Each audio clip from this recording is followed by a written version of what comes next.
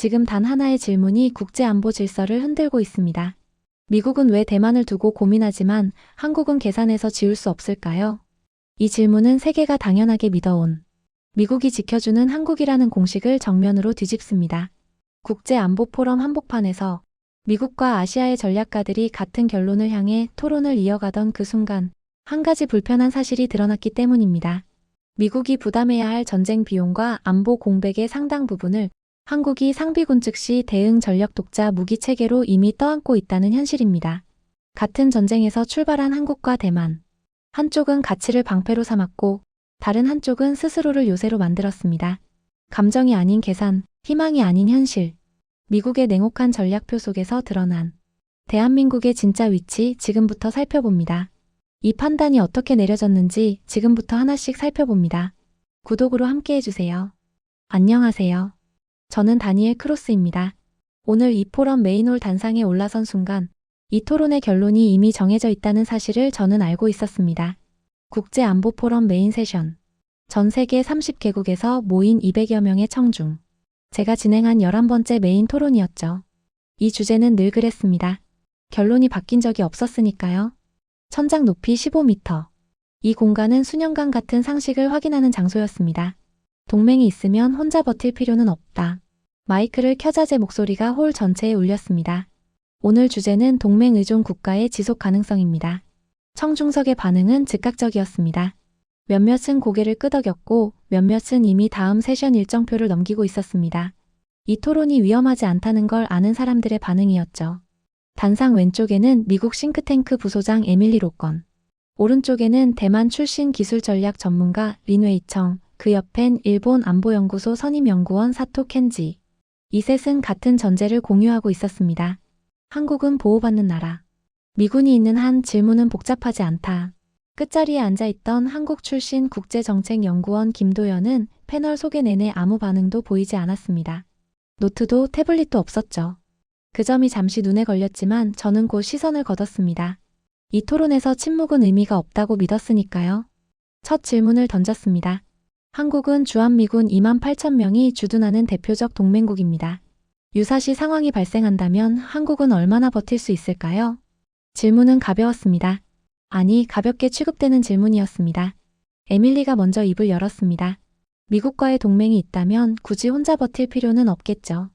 청중석에서 낮은 웃음과 함께 여러 개의 고개가 동시에 끄덕여졌습니다. 린웨이청은 미소를 지었고 사토 켄지는 태블릿을 켜며 숫자를 불러올 준비를 했습니다. 이제 토론은 예상된 궤도에 올라탄 듯 보였습니다. 그때 김도연이 고개를 들었습니다. 표정은 변하지 않았습니다. 그저 잠깐 단상을 향해 시선을 올렸을 뿐이었죠. 그 짧은 순간 이상하게도 제 머릿속에 스친 생각이 있었습니다. 이 질문을 이렇게 시작한 게 맞았나? 하지만 저는 그 생각을 밀어냈습니다. 제 역할은 의문을 품는 게 아니라 상식을 정리하는 사람이었으니까요. 그래서 두 번째 질문을 던졌습니다. 그렇다면 동맹이 없다면 어떻게 될까요? 청중석이 조용해졌습니다. 이건 답을 듣기 위한 질문이 아니었습니다. 결론을 확인하기 위한 질문이었으니까요. 그때는 몰랐습니다. 바로 이 질문이 이 포럼 전체의 상식을 하나씩 무너뜨리는 첫 단추가 될 줄은. 에밀리가 몸을 앞으로 기울이며 말했습니다. 한국은 용감한 나라입니다.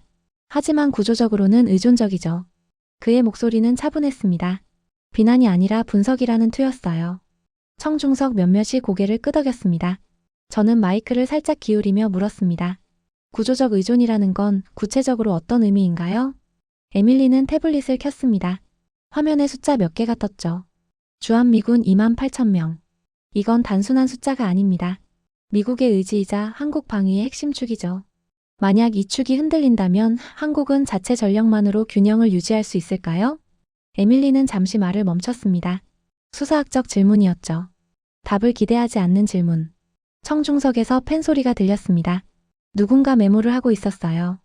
저는 다음 패널로 시선을 돌렸습니다. 린웨이청 박사님은 어떻게 보십니까? 린웨이청이 미소를 지으며 답했습니다. 저는 에밀리 부소장의 의견에 동의합니다. 다만 조금 다른 각도에서 말씀드리고 싶어요. 그는 손가락으로 화면을 넘기며 그래프 하나를 띄웠습니다. 한국의 국방비는 연간 50조 원을 넘습니다. 하지만 이 중 상당 부분은 인건비와 운영비죠. 첨단 무기 체계, 정밀 타격 능력, 전시 물자 보급. 이 모든 걸 자체적으로 완성하려면 수십 년이 필요합니다. 린웨이 청은 목소리 톤을 한 단계 낮췄습니다. 그리고 한국은 그만한 시간을 가질 수 없는 위치에 있죠. 청중석이 조용해졌습니다. 저는 고개를 끄덕이며 세 번째 패널을 바라봤습니다. 사토 선생님은요? 사토 켄지가 태블릿을 내려놓으며 말했습니다.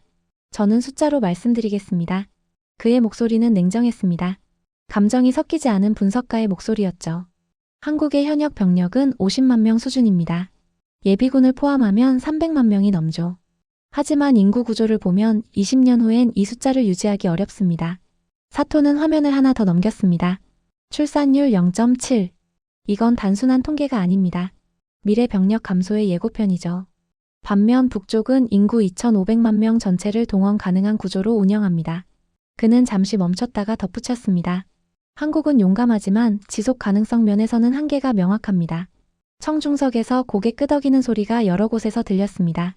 저는 세 패널의 발언을 정리하려 했어요. 그런데 그 순간 김도연이 고개를 들었습니다. 표정은 여전히 변하지 않았습니다. 그저 시선만 단상 중앙을 향했죠. 저는 잠깐 그를 바라봤습니다. 그는 끼어들 기회를 기다리는 사람처럼 보이지 않았습니다. 오히려 이 결론이 어디까지 가는지 지켜보는 사람 같았죠. 하지만 김도연은 다시 고개를 숙였습니다. 아무 말도 하지 않았어요. 저는 마이크를 들어 올렸습니다.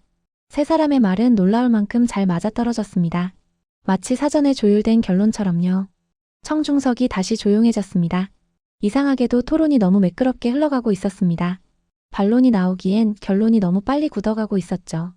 저는 다음 질문을 준비했어요. 그렇다면 이 의존 구조를 벗어날 방법은 없을까요? 질문을 던지는 순간 저는 이미 답을 알고 있었습니다. 없다. 적어도 이 홀에 있는 모두가 알고 있던 답은 그랬습니다. 린웨이 청이 손을 들었습니다. 제가 하나 예시를 들어도 될까요? 저는 고개를 끄덕였습니다. 청중석도 조용해졌죠. 린웨이 청은 화면을 넘기며 말했습니다. 대만은 한국과 비슷한 위치에 있습니다. 주변 강대국의 압박, 제한된 영토, 좁은 전략적 깊이. 하지만 대만에겐 한 가지 다른 점이 있죠. 그는 잠시 멈췄습니다. 청중의 시선이 화면으로 쏠렸어요. 반도체입니다. 화면에 TSMC 로고가 떴습니다. 린웨이 청은 목소리 톤을 한 단계 올렸어요. 전 세계 첨단 반도체의 60% 이상이 대만에서 생산됩니다. 이건 단순한 산업이 아닙니다. 전략 자산이죠. 청중석 여기저기서 고개가 끄덕여졌습니다. 린웨이 청은 계속 말했습니다. 만약 대만이 위협받는다면 전 세계 공급망이 멈춥니다. 스마트폰, 자동차, 군사 장비. 모든 게 대만 없이는 작동하지 않죠. 이게 바로 실리콘 방패입니다. 에밀리가 미소를 지으며 끼어들었습니다. 린 박사님 말씀이 맞습니다. 대만은 싸울 필요가 없는 나라죠. 가치 자체가 방어선이니까요.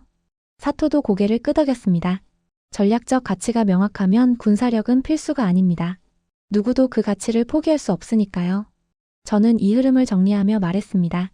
그렇다면 한국도 비슷한 전략을 가지고 있을까요? 질문은 가볍게 던져졌습니다. 하지만 그 순간 단상 분위기가 살짝 달라졌어요. 린웨이 청이 잠시 말을 멈췄습니다. 에밀리는 태블릿을 내려다봤죠. 사토는 화면을 넘기지 않았습니다. 아무도 즉답하지 않았어요. 저는 다시 물었습니다. 한국에도 대만의 반도체 같은 전략 자산이 있나요? 에밀리가 먼저 입을 열었습니다. 한국도 반도체 강국입니다. 삼성, SK 하이닉스. 메모리 분야에선 세계 1위죠. 린웨이 청이 부드럽게 끼어들었습니다. 하지만 메모리와 시스템 반도체는 다릅니다. 시스템 반도체는 대체 불가능하지만 메모리는 상대적으로 대체 가능성이 높죠. 사토가 덧붙였습니다. 그리고 한국의 반도체 산업은 중국, 일본, 미국 장비에 의존합니다. 완전한 독립 구조가 아니에요. 저는 고개를 끄덕이며 정리했습니다.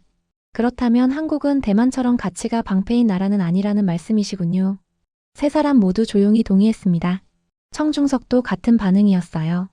저는 마이크를 내려놓으며 생각했습니다. 대만은 싸울 필요가 없다. 한국은 싸워야 한다. 하지만 혼자서는 버틸 수 없다. 이게 이 토론의 결론이었습니다. 명확하고 논리적이고 반박 불가능한 결론. 그 순간 끝자리에 앉아있던 김도연이 조용히 펜을 내려놓았습니다. 소리는 거의 나지 않았지만 이상하게도 그 움직임이 눈에 들어왔죠. 저는 다음 순서를 준비했습니다. 이제 제가 통제할 수 없는 질문들이 나올 시간이었죠. 그때는 몰랐습니다. 바로 그 질문들이 이 완벽한 결론을 하나씩 흔들기 시작할 줄은. 청중석 중앙에서 손이 올라갔습니다. 저는 마이크를 그쪽으로 향했어요. 질문하시죠. 일어선 사람은 40대 초반으로 보이는 남성이었습니다. 안경을 쓰고 있었고 손에 태블릿을 들고 있었죠.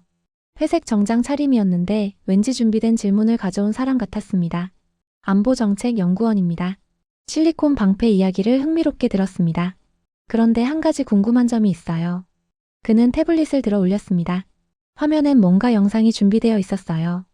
2020년 나고르노카라바흐 분쟁 때 아르메니아가 아제르바이잔 드론 공격을 받았습니다. 방공망이 무력화됐고 병력 손실이 컸죠. 그때 아르메니아 병사 한 명이 드론에 돌을 던지는 영상이 공개됐습니다. 청중석이 조용해졌습니다. 몇몇은 고개를 끄덕이며 그 영상을 기억하는 듯 했어요. 질문자는 계속 말했습니다. 그 병사에게 필요했던 건 첨단 방공 시스템이었습니다. 하지만 그 장비는 없었죠. 왜일까요? 린웨이청이 먼저 답했습니다. 목소리는 여전히 차분했지만 조금 빨라진 느낌이었어요. 공급 문제였을 겁니다. 전시엔 모든 나라가 자국 우선이니까요. 질문자가 고개를 끄덕였습니다. 맞습니다. 그래서 제가 묻고 싶은 건 이겁니다. 만약 한국이 유사시 상황에 처한다면 필요한 장비가 제때 도착할까요? 에밀리가 마이크를 켰습니다. 평소보다 반응이 조금 늦었어요. 미국은 동맹국을 지원합니다. 그건 확실합니다. 질문자는 태블릿을 다시 들어 올렸습니다. 2023년 우크라이나가 요청한 에이브람스 전차 인도 기간이 2년이었습니다. F-16 전투기 부품 납기는 평균 8개월. 패트리어트 미사일 생산 증강에는 3년이 걸렸죠. 숫자가 하나씩 나올 때마다 단상 분위기가 무거워졌습니다. 저는 에밀리의 표정을 봤어요. 그는 입술을 살짝 깨물고 있었습니다. 질문자는 목소리를 한 단계 낮췄습니다. 한국이 급박한 상황에 처했을 때 8개월을 기다릴 수 있을까요? 2년을 버틸 수 있을까요? 에밀리가 입을 열려다 멈췄습니다. 린웨이청은 화면을 내려다봤죠. 사토는 태블릿만 응시하고 있었습니다. 저는 질문을 정리하려 했습니다. 분위기를 바꿔야 했어요. 중요한 지적입니다. 하지만 그건 극단적인 상황 아닐까요? 질문자가 조용히 답했습니다. 극단적인 상황이 오지 않는다는 보장이 있나요? 청중석이 완전히 조용해졌습니다. 팬 소리조차 들리지 않았어요. 저는 다음 질문자를 지목했습니다. 이 흐름을 끊어야 했습니다. 두 번째 손이 올라갔습니다. 50대로 보이는 여성이었죠. 짧은 머리에 검은색 재킷을 입고 있었습니다. 방산 전문 기자입니다. 질문 하나 더 드려도 될까요? 저는 고개를 끄덕였습니다. 내심 이 질문이 분위기를 완화시켜주길 바랐어요. 최근 중동 지역에서 드론 요격 장비 수요가 급증했습니다. 미국, 이스라엘, 유럽 국가들이 주문했죠. 그런데 납기가 평균 2년입니다. 왜일까요? 사토가 답했습니다. 목소리는 냉정했지만 평소보다 조금 빨랐어요. 생산 능력 문제겠죠. 수요가 공급을 초과하면 당연히 지연됩니다. 기자가 말했습니다. 맞습니다. 그런데 문제는 전시엔 모든 나라가 동시에 주문한다는 겁니다. 그럼 누가 먼저 받을까요? 에밀리가 끼어들었습니다. 이번엔 목소리에 확신이 담겨 있었어요. 동맹국이 우선이겠죠. 기자는 태블릿을 켰습니다. 화면엔 그래프가 떠 있었어요. 우크라이나 사례를 보면 우선순위는 정치적 판단에 따라 달라졌습니다. 의회 승인, 여론, 국내 정치 상황. 이 모든 게 변수였죠. 린웨이청이 조용히 말했습니다. 그건 특수한 상황이었을 겁니다. 기자가 고개를 저었습니다. 특수한 상황이 아닙니다. 전시엔 모든 상황이 특수해집니다. 그리고 그때 가장 중요한 건 기다릴 수 있느냐는 겁니다. 청중석 여기저기서 속삭임이 들렸습니다. 저는 그 소리를 들으며 단상을 둘러봤어요. 에밀리는 물잔을 들어 올렸다가 다시 내려놓았습니다. 린웨이청은 화면을 계속 내려다보고 있었죠. 사토는 펜을 돌리며 아무 말도 하지 않았습니다. 저는 마이크를 들어 올렸습니다. 중요한 질문들입니다. 하지만 이건 모든 동맹국이 공유하는 문제 아닐까요? 기자가 답했습니다. 아닙니다. 어떤 나라는 기다릴 수 있습니다. 어떤 나라는 기다릴 수 없죠. 한국은 어느 쪽일까요? 청중석 전체가 조용해졌습니다. 300명이 동시에 숨을 멈춘 것 같았어요. 저는 패널들을 바라봤습니다. 에밀리는 태블릿을 내려다보고 있었어요. 린웨이청은 화면을 멈춘 채였죠. 사토는 아무 말도 하지 않았습니다. 그 순간 끝자리에 앉아있던 김도연이 펜을 다시 집어들었습니다. 처음으로 메모를 시작했죠. 천천히 하지만 멈추지 않고. 저는 그 모습을 보며 생각했습니다. 이 질문들은 제가 예상했던 질문이 아니다. 토론이 제 손을 벗어나기 시작했습니다. 아니, 이미 벗어났는지도 모르겠어요. 패널 셋은 여전히 침묵하고 있었습니다. 청중은 답을 기다리고 있었죠. 그리고 저는 다음 질문을 어떻게 던져야 할지 알 수 없었습니다. 저는 심호흡을 하고 다음 질문을 준비했습니다. 그렇다면 패널 여러분께 여쭙겠습니다. 만약 한국이 급박한 상황에 처한다면 미국은 언제 올까요? 질문은 자연스럽게 나왔습니다. 제 입에서 나온 말이었지만 순간 이상한 느낌이 들었어요. 내가 지금 뭘 물은 거지? 사회자는 질문을 던지는 사람입니다. 답을 요구하는 사람이 아니죠. 그런데 지금 제 목소리엔 뭔가 다른 게 섞여 있었어요. 에밀리가 마이크를 켰습니다. 그런데 말이 바로 나오지 않았어요. 3초쯤 지났을 거예요. 포럼에선 긴 시간이었습니다. 미국은 반드시 옵니다. 저는 고개를 끄덕이며 다시 물었습니다. 반드시 온다는 건 언제라는 뜻이죠? 에밀리가 잠시 멈췄습니다. 입술이 살짝 움직였지만 소리는 나오지 않았어요. 물잔을 향해 손을 뻗었다가 다시 걷었습니다. 그건 린웨이 청이 끼어들었습니다. 평소보다 빠른 목소리였어요. 상황에 따라 다르겠죠. 의회 승인, 병력 이동, 장비 배치. 이 모든 걸 고려하면 사토가 조용히 말했습니다. 보통 3개월에서 6개월 정도 걸립니다. 걸프전 때도 병력 집결에 5개월이 필요했죠. 청중석이 조용해졌습니다. 팬 소리조차 멈췄어요. 저는 질문을 정리하려 했어요. 원래대로라면 중요한 지적입니다. 다음 질문 받겠습니다 라고 말했어야 했죠. 그런데 제 입에서 다른 말이 나왔습니다. 3개월이면 90일입니다. 한국은 그 기간을 혼자 버틸 수 있을까요? 에밀리가 답했습니다. 목소리가 조금 높아졌어요. 한국에는 상비군 50만 명이 있습니다. 그 정도 병력이면. 저는 무심코 끼어들었습니다. 50만 명으로 90일을 버틴다. 그 다음엔 미군이 온다. 그게 계획인가요? 에밀리가 말을 멈췄습니다. 린웨이 청은 화면만 보고 있었어요. 사토는 펜을 내려놓았습니다. 정적이 흘렀습니다. 10초쯤 지났을까요? 청중석 300석이 동시에 숨을 참은 것 같았습니다. 저는 제 질문이 이상하다는 걸 알았습니다. 사회자가 패널을 압박하는 건 제 역할이 아니었으니까요. 균형을 잡아야 하는데 지금 전 한쪽으로 기울고 있었어요. 하지만 멈출 수 없었어요. 아니, 멈추고 싶지 않았습니다. 청중석 뒤쪽에서 손이 올라갔습니다. 저는 그쪽을 지목했습니다. 구원처럼 느껴졌어요. 군사 전문 저널리스트입니다. 질문 하나만 더 드리겠습니다. 젊은 남성이었어요. 20대 후반쯤 되어 보였습니다. 검은색 셔츠에 노트를 들고 있었죠. 한국의 예비군 규모는 300만 명이 넘습니다. 동원령이 떨어지면 24시간 내에 집결합니다. 이건 세계에서 가장 빠른 동원 체계죠.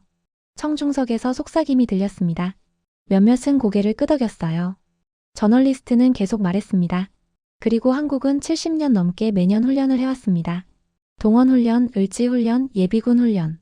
단 한 해도 거르지 않았죠. 이건 기록으로 남아 있습니다. 사토가 끼어들었습니다. 목소리엔 약간의 불편함이 섞여 있었어요. 하지만 예비군은 현역이 아닙니다. 훈련 수준도 제한적이고 장비도. 저널리스트가 태블릿을 들어 올렸습니다. 한국 예비군의 연간 훈련 시간은 30시간입니다. 일부 NATO 국가의 현역 훈련 시간보다 많죠. 그리고 20년간 복무한 예비군도 있습니다. 이건 단순한 민간인이 아닙니다. 린웨이 청이 조용히 물었습니다. 그래도 장비는 어떻게 하나요? 전시 물자는 결국 외부 지원이 필요하지 않나요?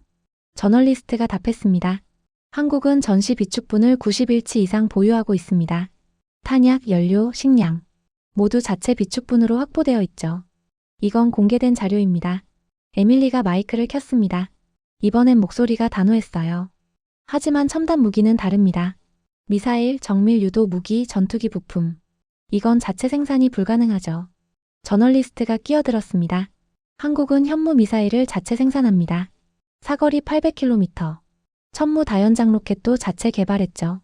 K9 공대지 미사일, 해성대함 미사일. 모두 국산입니다.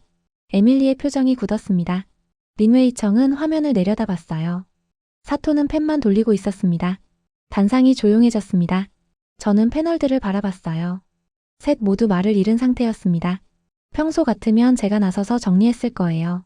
하지만 지금은 그러고 싶지 않았습니다. 저널리스트가 마지막으로 말했습니다. 그리고 한국군은 매일 대기합니다. 동원 명령 없이도 지원 없이도 즉시 대응 가능한 상태로요. 이건 70년간 단 하루도 멈추지 않았습니다. 청중석 전체가 조용해졌습니다. 200여 명이 모두 단상만 바라보고 있었어요. 저는 질문을 정리하려 했습니다. 하지만 입이 떨어지지 않았어요. 뭐라고 말해야 할지 몰랐습니다. 에밀리는 태블릿만 보고 있었습니다. 린웨이 청은 물잔을 들어 올렸다가 한 모금도 마시지 않고 다시 내려놓았죠. 사토는 화면을 껐습니다. 그때 끝자리에 앉아있던 김도연이 펜을 내려놓았습니다. 소리는 거의 나지 않았어요. 하지만 그 움직임이 눈에 들어왔습니다. 그리고 천천히 고개를 들었어요. 저는 그를 바라봤습니다. 김도연은 단상 중앙을 향해 시선을 올렸죠. 표정은 여전히 변하지 않았습니다. 하지만 그 눈빛은 달랐어요. 처음으로 뭔가 말하려는 사람의 눈빛이었습니다. 이제 그가 말할 차례였습니다. 저는 그걸 알 수 있었습니다. 그리고 왠지 그 말을 듣고 싶었어요. 저는 김도연을 향해 마이크를 기울였습니다. 김도연 연구원님, 의견 있으시면 말씀해 주시죠. 김도연이 천천히 고개를 들었습니다. 그리고 마이크를 켰어요. 감사합니다. 목소리는 조용했습니다. 하지만 명확했죠. 청중석 전체에 울렸어요. 김도연은 패널들을 차례로 바라봤습니다. 에밀리, 린웨이 청, 사토. 그리고 저를 마지막으로 봤죠. 오늘 토론 내용 잘 들었습니다. 한국이 동맹에 의존한다는 분석, 실리콘 방패가 없다는 지적, 인구 감소로 지속 불가능하다는 예측. 모두 논리적이었습니다. 김도연은 잠시 멈췄습니다. 물 한 모금을 마셨어요. 청중석이 완전히 조용해졌습니다. 그런데 한 가지 빠진 게 있습니다.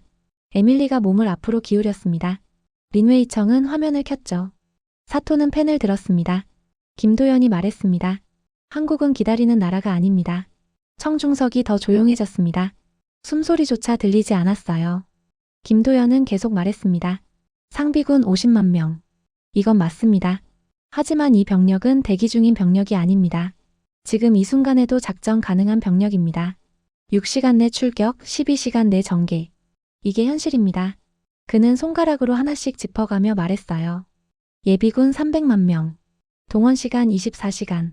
이것도 맞습니다. 하지만 이건 단순한 숫자가 아닙니다. 70년간 매년 훈련한 결과입니다. 단 한 해도 거르지 않았죠. 사토가 끼어들려 했습니다. 하지만 김도연은 멈추지 않았어요. 전시 비축분 90일. 이것도 사실입니다. 하지만 이건 최소치입니다. 실제론 그 이상을 보유하고 있죠.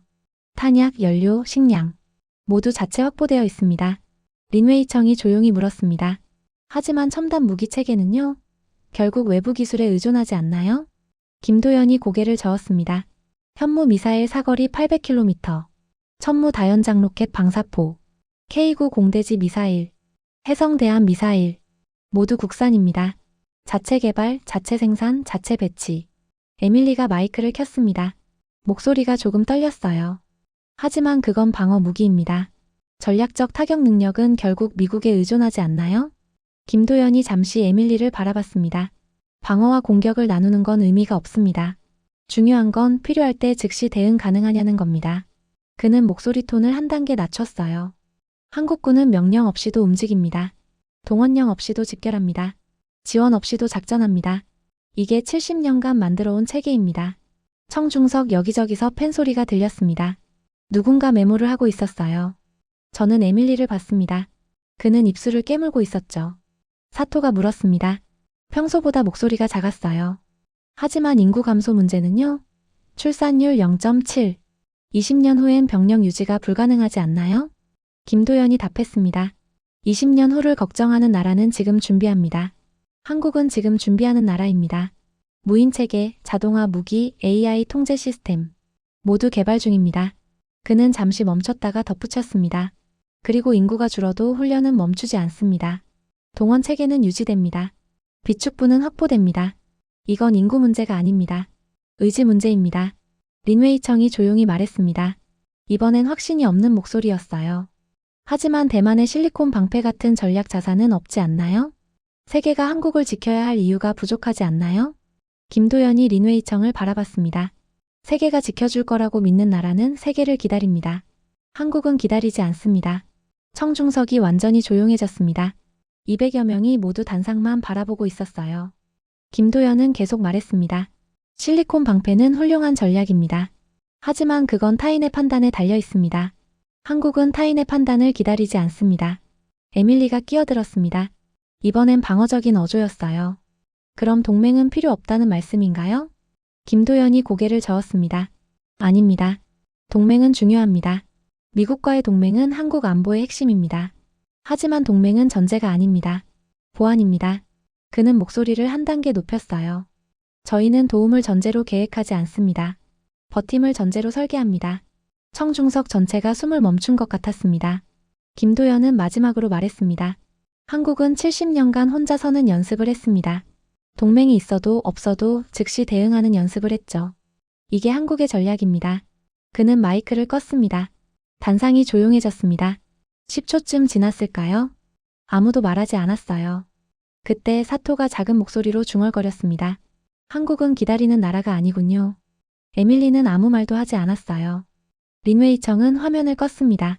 더 이상 볼 게 없다는 듯이요. 저는 그 침묵을 느꼈습니다. 이건 동의의 침매지 아니었어요. 할 말을 잃은 침묵이었습니다. 청중석에서 박수 소리가 들렸습니다. 1명, 2명, 그리고 점점 더 많은 사람들이 박수를 쳤어요. 박수 소리가 홀 전체를 채웠습니다. 저는 마이크를 들어 올렸습니다. 뭔가 말해야 했어요. 사회자니까요. 하지만 입이 떨어지지 않았습니다. 제가 준비했던 결론은 이미 무너져 있었습니다. 저는 마이크를 내려놓았습니다. 박수 소리가 점점 작아지며 멈췄어요. 청중석이 다시 조용해졌습니다. 저는 다음 순서를 준비해야 했어요. 원래대로라면 질의응답 시간이었죠. 하지만 지금 뭘 물어야 할지 알 수 없었습니다. 김도연은 마이크를 끈 채 앉아 있었어요. 더 이상 말할 게 없다는 듯이요. 손은 무릎 위에 가지런히 놓여 있었고 시선은 단상 중앙을 향하고 있었습니다. 에밀리가 물잔을 들어 올렸습니다. 한 모금 마시고 천천히 내려놓았죠. 물잔이 탁자에 닿는 소리가 홀 전체에 울렸어요. 그만큼 조용했습니다. 그리고 마이크를 켰어요. 김 연구원님 말씀 잘 들었습니다.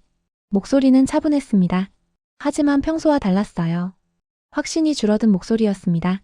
방어가 아니라 인정에 가까운 어조였죠. 한국의 준비 태세가 인상적이라는 건 인정합니다. 하지만 한 가지 묻고 싶습니다. 김도연이 고개를 들었습니다.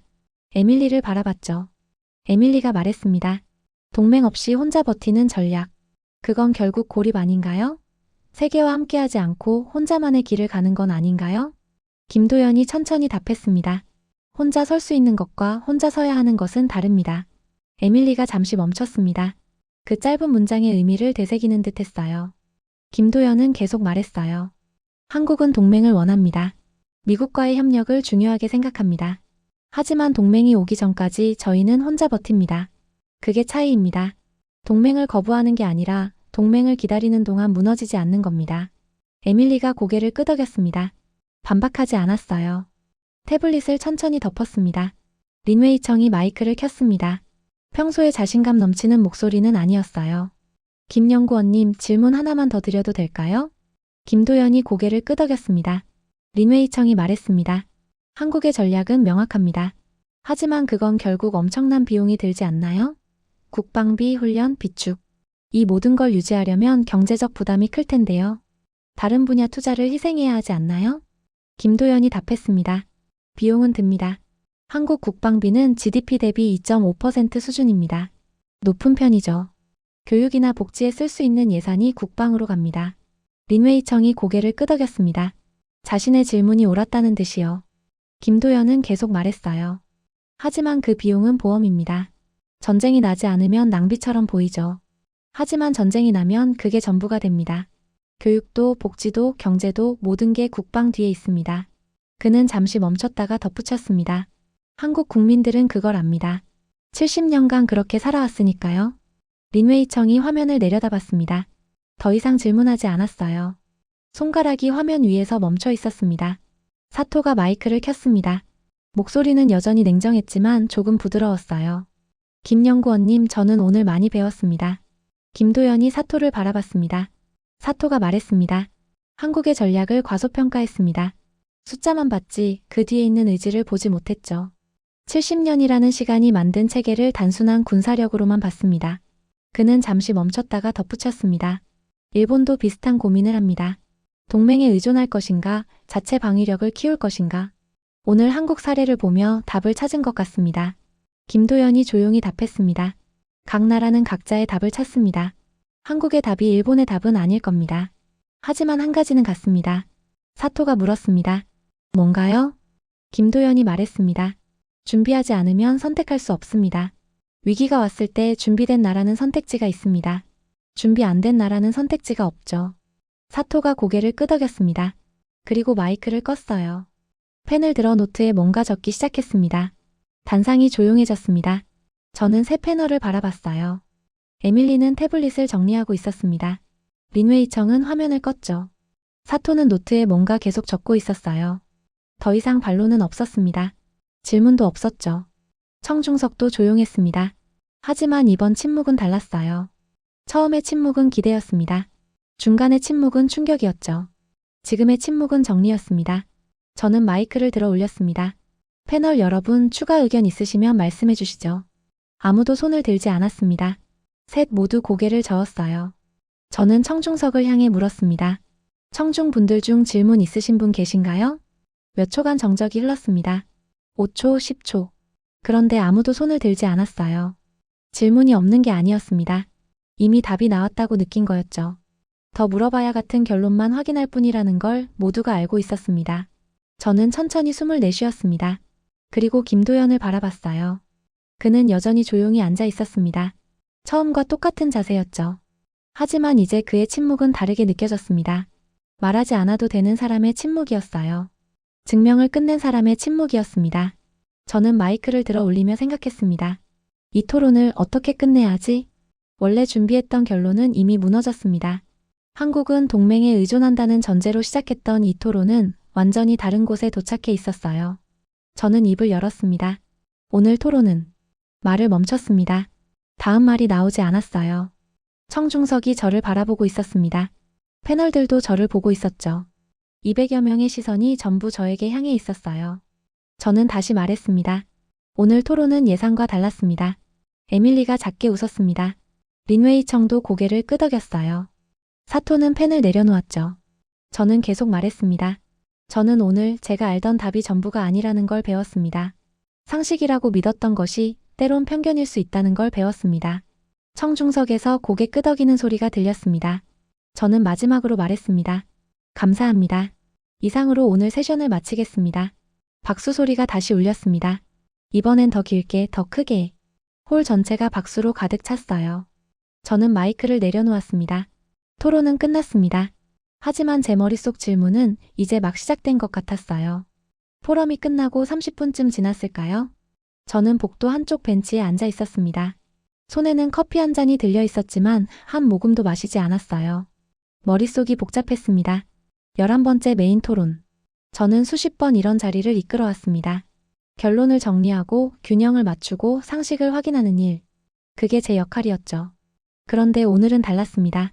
상식이 흔들렸어요. 제가 당연하게 믿었던 전제가 무너졌습니다. 한국은 동맹에 의존한다. 이 문장은 틀린 게 아니었어요.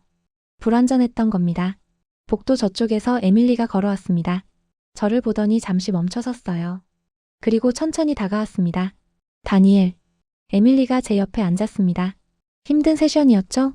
저는 고개를 끄덕였습니다. 에밀리가 말했습니다. 저도 마찬가지예요. 준비했던 논리가 전부 무너졌으니까요. 그는 한숨을 쉬었습니다. 미국이 반드시 온다. 저는 그걸 확신했어요. 하지만 오늘 깨달았습니다. 반드시 온다는 건 즉시 온다는 뜻이 아니라는 걸요. 저는 에밀리를 바라봤습니다. 에밀리가 계속 말했어요. 3개월, 6개월. 그 시간 동안 동맹국이 혼자 버텨야 한다면 그건 진짜 동맹일까요? 아니면 그냥 약속일까요? 저는 답하지 못했습니다. 에밀리가 작게 웃었습니다. 오늘 김도연 연구원이 한 말이 계속 맴돕니다. 동맹은 전제가 아니라 보완이라는 말. 저는 그 반대로 생각했거든요. 그는 일어서며 말했습니다. 다니엘, 오늘 당신이 던진 질문 기억하죠? 미국은 언제 오나요? 저는 고개를 끄덕였습니다. 에밀리가 말했습니다. 그 질문 덕분에 저도 제 생각을 다시 보게 됐어요. 감사합니다. 에밀리는 그렇게 말하고 걸어갔습니다. 저는 다시 혼자 남았어요. 몇 분 후 린웨이청이 지나가다 저를 봤습니다. 잠시 망설이더니 다가왔어요. 다니엘 씨. 린웨이청이 말했습니다. 오늘 제 논리가 얼마나 허술했는지 알았어요. 저는 고개를 들었습니다. 린웨이청이 계속 말했어요. 실리콘 방패. 저는 그게 완벽한 전략이라고 믿었습니다. 가치가 있으면 싸우지 않아도 된다고요. 하지만 그건 타인의 판단에 달린 거더군요. 그는 태블릿을 들어 올렸습니다. 오늘 집에 가서 자료를 다시 봐야겠어요. 한국의 동원 체계, 비축 전략, 자체 무기 개발. 이 모든 게 숫자로만 보면 비효율적이에요. 하지만 전략으로 보면 완전히 다르더군요. 린웨이 청이 작게 웃었습니다. 제가 놓친 게 뭔지 알았어요. 숫자 뒤에 있는 의지를 보지 못했던 겁니다. 그는 인사하고 떠났습니다. 저는 커피를 한 모금 마셨어요. 식어 있었지만 상관없었습니다. 복도 끝에서 사토가 걸어왔습니다. 저를 보더니 멈춰 섰어요. 그리고 천천히 다가왔습니다. 다니엘 씨. 사토가 말했습니다. 오늘 토론은 제게 큰 충격이었습니다. 저는 사토를 바라봤습니다. 사토가 계속 말했어요. 저는 숫자를 믿는 사람입니다. 출산율, 인구 구조, 병력 감소. 이 숫자들은 거짓말을 하지 않죠. 하지만 오늘 깨달았어요. 숫자는 과거를 보여주지만 의지는 미래를 만든다는 걸요. 그는 잠시 멈췄다가 덧붙였습니다. 일본도 비슷한 문제를 안고 있습니다. 인구 감소, 방위력 한계. 저는 늘 이걸 숫자로만 봤어요. 하지만 오늘 한국 사례를 보며 생각했습니다. 우리에게 부족한 건 인구가 아니라 준비일지도 모른다고요. 사토가 고개를 숙였습니다. 좋은 토론 감사합니다. 사토는 그렇게 말하고 떠났습니다. 저는 다시 혼자가 됐어요. 커피잔을 내려놓고 천장을 올려다봤습니다. 15m 높이의 천장. 이 공간에서 수년간 같은 상식이 확인됐었죠. 그런데 오늘은 달랐습니다. 복도 저쪽에서 김도연이 걸어왔습니다. 저를 보더니 잠시 멈췄어요. 그리고 천천히 다가왔습니다. 다니엘 씨. 김도연이 말했습니다. 저는 일어났습니다. 김 연구원님. 김도연이 작게 웃었습니다. 오늘 토론 힘드셨죠? 저는 솔직하게 답했습니다. 예. 제가 준비했던 결론이 전부 무너졌으니까요. 김도연이 고개를 끄덕였습니다. 그럴 줄 알았어요. 저도 처음엔 말할 생각이 없었거든요. 저는 그를 바라봤습니다. 김도연이 말했습니다. 하지만 듣다 보니 한국에 대한 오해가 너무 깊더군요. 의존적이다, 지속 불가능하다, 전략 자산이 없다. 모두 틀린 말은 아니에요. 하지만 전부도 아니죠. 그는 잠시 멈췄다가 덧붙였습니다. 한국은 완벽한 나라가 아닙니다. 문제도 많고 한계도 분명해요. 하지만 한 가지만큼은 확실합니다. 저희는 기다리지 않습니다. 저는 고개를 끄덕였습니다. 김도연이 말했습니다. 다니엘 씨가 던진 질문 덕분에 오늘 많은 사람들이 생각을 바꿨을 거예요. 감사합니다. 저는 손을 내밀었습니다. 김도연이 악수를 받았어요. 김도연은 그렇게 떠났습니다. 저는 다시 벤치에 앉았습니다. 포럼은 끝났습니다. 하지만 제 머릿속 토론은 아직 끝나지 않았어요. 한국은 동맹에 의존한다. 이 문장은 여전히 맞습니다. 하지만 이제 저는 압니다. 그 문장 뒤에 또 다른 문장이 있다는 걸요. 하지만 한국은 동맹을 기다리지 않는다. 저는 커피를 다 마셨습니다. 그리고 일어났어요. 내일 또 다른 토론이 있을 겁니다. 다른 주제, 다른 패널, 다른 질문들. 하지만 저는 이제 압니다. 상식이 전부가 아니라는 걸. 결론이 처음부터 정해져 있지 않다는 걸. 그리고 때론 질문이 답보다 중요하다는 걸요. 저는 복도를 걸어 나갔습니다. 오늘의 토론은 끝났습니다. 하지만 진짜 질문은 이제 막 시작된 것 같았어요. 미국이 한국을 선택한 이유는 호의가 아니라 계산이었습니다.